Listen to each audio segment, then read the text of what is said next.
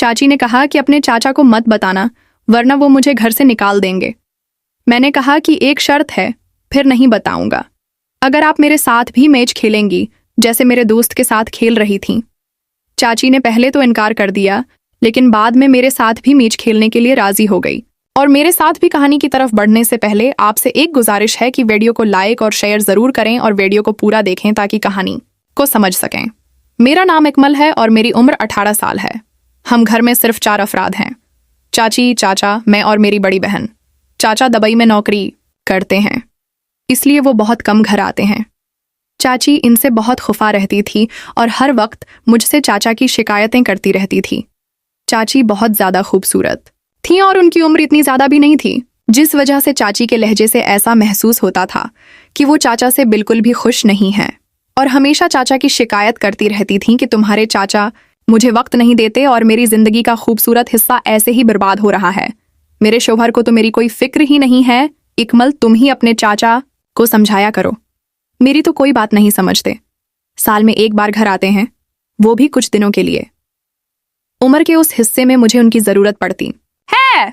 चाची बहुत साफ अल्फाज में मेरे साथ ये सारा जिक्र करती थीं। वो बिल्कुल भी नहीं सोचती थीं कि अब उनका बेटा जवान हो चुका है। उनकी ऐसी ऐसी बातें सुनकर मेरे दिल में चाची के लिए अजीब ख्यालात आने लगते थे। चाची की बातों से साफ जाहिर होता था कि चाची को बहुत शदीद किस्म की तलब महसूस होती है। चाची को देखकर मेरे दिल में हलचल होने लगती थी। मैं बहाने से चाची के पास आता था।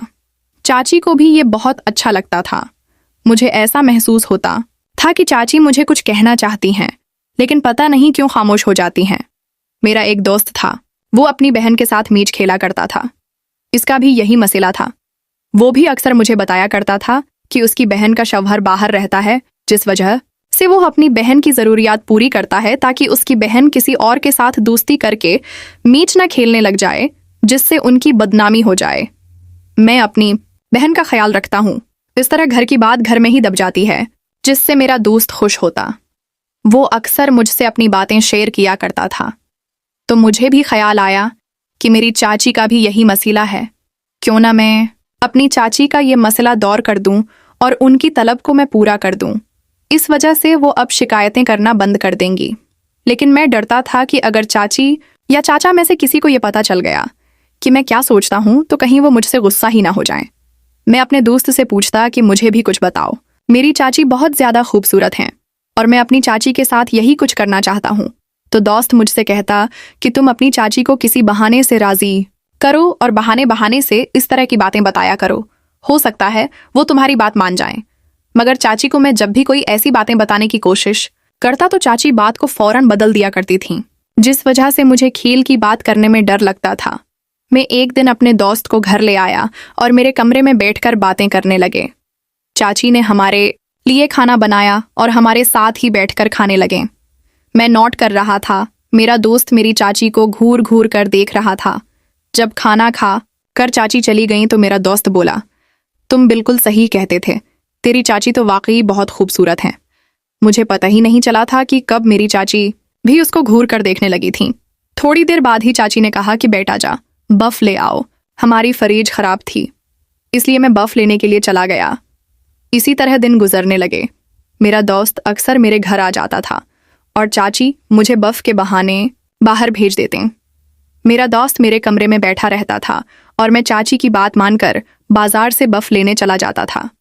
बाजार यहाँ से थोड़ा दूर था, मुझे थोड़ा वक्त लग जाता था। मैं जब बफ लेकर वापस आता तो मुझे घर का माहौल बदला सा लगता था और मेरे दोस्त की हालत भी मुझे बहुत ज़्यादा खराब लगती थी। ऐसा महसूस होता था कि जैसे वो बहुत ज़्यादा थका हुआ है। कई दिनों तक यही होता रहा। एक दिन चाची ने मुझे कहा, जाओ बफ ले आओ। मैं बफ लेने के लिए जाने लगा तो मुझे ख्याल आया कि कहीं मेरा दोस्त और मेरी चाची मीच तो नहीं खेलते, क्योंकि अब चाची बहुत खुश रहती हैं। मैं बफ लेने के लिए जाने लगा। चाची अपने कमरे में बैठी हुई थीं और फ़ोन इस्तेमाल कर रही थीं। मैंने एक नज़र चाची को देखा। चाची शायद मेरे जाने का ही इंतज़ार कर रही थीं। मैं बाहर निकला और थोड़ा आगे जाकर रख गया, क्योंकि मैं आज देखना चाहता था कि मेरी चाची और मेरा दोस्त क्या करते हैं। जब मैं वापस घर आया तो चाची अपने कमरे में मौजूद नहीं थीं। मैंने घर